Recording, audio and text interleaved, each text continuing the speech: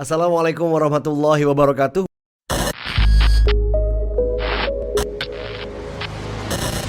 Kenapa sih penting banget memiliki kemampuan melakukan presentasi? Nah, ini dia. Ilmu ini yang penting banget dikuasai oleh semua orang, hampir semua orang, terutama mereka-mereka yang duduk di jabatan leader atau yang punya leadership capability. Nah, penting sekali memiliki kemampuan presentasi. Lalu apa pentingnya melakukan atau memiliki kemampuan presentasi? Ini dia videonya. Dari dulu kita diberikan kemampuan oleh Allah Subhanahu Wa Taala untuk berbicara. Dari zaman kita kecil, ya kita meniru semua kata-kata atau ucapan dari orang tua kita. Disitulah pertama kali kita berkenalan dengan kata-kata, ya, mama, papa, ibu, ayah, abi, gitu ya, mimi, cucu dan sebagainya. Kita simpan dalam otak kita, terekam, dan akhirnya perlahan-lahan kita memperbaiki. Oh ternyata bukan cucu tapi susu, ucusu, cucu gitu, akhirnya susu. Nah, sama di dalam dunia presentasi juga sama. Kita perlu memberikan ruangan dalam diri kita, namanya proses belajar atau learning process. Gak ada suatu hal itu yang instan gitu ya.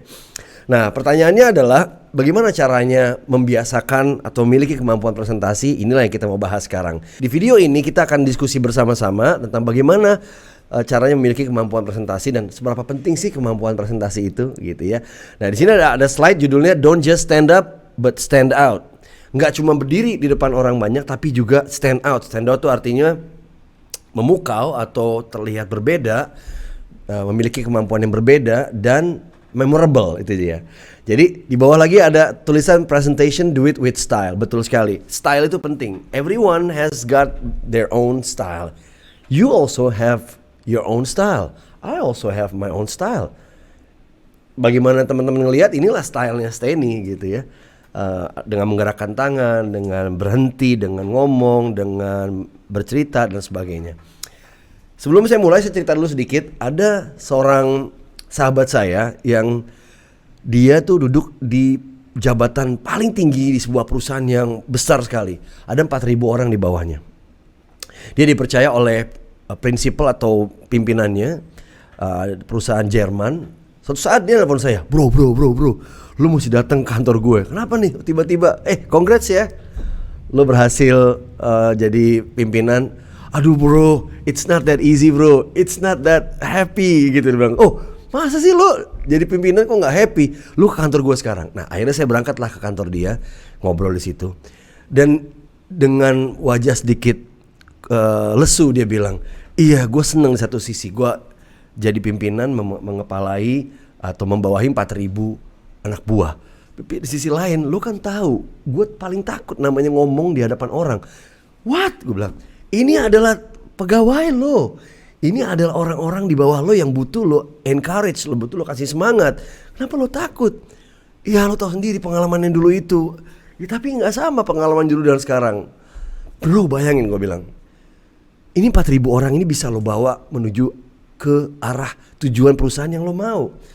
Ini 4.000 orang ini adalah potential power yang bisa lo gerakin.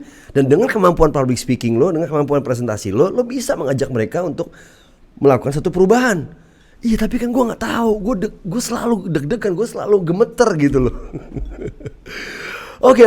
Akhirnya percakapan kita terputus dan kita janjian lagi bahwa kita akan segera memulai private course waktu itu bersama dia. Well, ini nggak cuma teman saya, tapi terjadi pada semua orang banyak, terutama mereka-mereka yang diberikan rezeki oleh Allah duduk di tampuk pemimpinan, tapi belum siap secara leadership, belum siap secara public speaking atau presentasi. Banyak, nggak disalahin, tapi kita harus lakuin sesuatu. Kalau kita ada di posisi ini, kita harus lakuin sesuatu. Yang penting adalah ilmunya, kita kuasai ilmunya gitu ya. Are you one of those people? If yes, then we can just talk about it. Kita ngobrol, tulis di kolom komen. Steny dengan sangat senang ingin membantu teman-teman meraih kemampuan melakukan presentasi. Ya, sesuai dengan judulnya, kenapa penting melakukan presentasi ya. Kita masuk satu persatu. Kata Steve Jobs, salah satu cara untuk membuat sebuah karya besar adalah mencintai apa yang kita lakuin. Nah, pertanyaannya adalah apakah kita sudah mencintai tugas kita? Apakah kita sudah mencintai pekerjaan kita sebagai presenter? Apakah sudah kita cintai tugas kita sebagai seseorang yang diharuskan berbicara di depan publik? Kalau ini masih jadi beban, ini berbahaya. Ya, ini indikator yang kurang baik. Jadi kita harus ngelakuin sesuatu, harus berjuang lebih keras untuk itu. Kalau ciri-cirinya kita udah suka ngelakuinnya, dari satu panggung presentasi ke panggung presentasi yang lain, tiba-tiba kok, hey, this is exciting, this is nice man, this is great, why not gitu ya. Coba lagi, udah mulai nonton, coba style baru, coba gaya baru, coba interaksi baru, coba gaya baru yang lain. Ini udah ciri-ciri bahwa Anda mulai mencintai pekerjaan Anda. So, ask yourself the question, do you love what you do? Jujur ya jawab nih ya. Kalau belum love, nah coba kita harus ngelakuin sesuatu. Ada fakta lain dari seorang penulis, Gregory Burns, dia bilang semua orang bisa semua orang bisa punya ide-ide terhebat di dunia, tapi kalau orang itu nggak mampu meyakinkan orang lain, nggak punya cara melakukan presentasi, nggak tahu caranya bagaimana menjelaskan idenya, it doesn't matter, nggak penting akhirnya itu gitu loh. Jadi punya ide keren oke, tapi menyampaikan ide keren itu lebih oke gitu ya. Kadang banyak banget ide-ide yang biasa aja tapi disampaikan dengan cara keren, dipresentasikan dengan cara yang sophisticated atau menawan atau captivating gitu ya. Dan kita bisa ngelihat bahwa ide itu kuat banget gitu. So, kenapa pentingnya melakukan presentasi? Kenapa pentingnya memiliki kemampuan presentasi? Ini salah satunya. Ya, Anda bisa bayangin, Anda seorang leader punya 4.000 anak buah. Anda bisa gerakin mereka dengan strategi-strategi ekonomi dan marketing yang Anda punya untuk bisa mencapai tujuan perusahaan lebih cepat. Anda bisa move mereka, Anda bisa motivate mereka setiap hari, sehari 2 kali, sehari 3 kali untuk mencapai tujuan tersebut. Bayangin, Anda punya 4.000 orang yang bisa Anda gerakkan untuk melakukan satu kebaikan, pahalanya juga besar. Anda punya 4.000 orang yang siap membantu Anda melakukan tugas Anda. Ini adalah satu kemudahan. So, that's why it's very important untuk bisa tampil berbicara di depan orang banyak. Dalam hal ini melakukan presentasi. Gitu ya, teman-teman, kita setuju ya dalam hal ini ya. Ada lagi nih ucapan dari Jim Collins, dia bilang, di dalam dunia korporasi banyak banget para manajer itu yang mereka itu ahli dalam bidangnya masing-masing. Ada ahli di bidang accounting, ada ahli di bidang finance, ada ahli di bidang statistik, research, controller, information and technology. Mereka ahli secara ilmu. Tapi mereka tuh punya masalah dengan expressing emotions ya. Nah, jadi apa yang dilihat orang tuh seperti robot berbicara.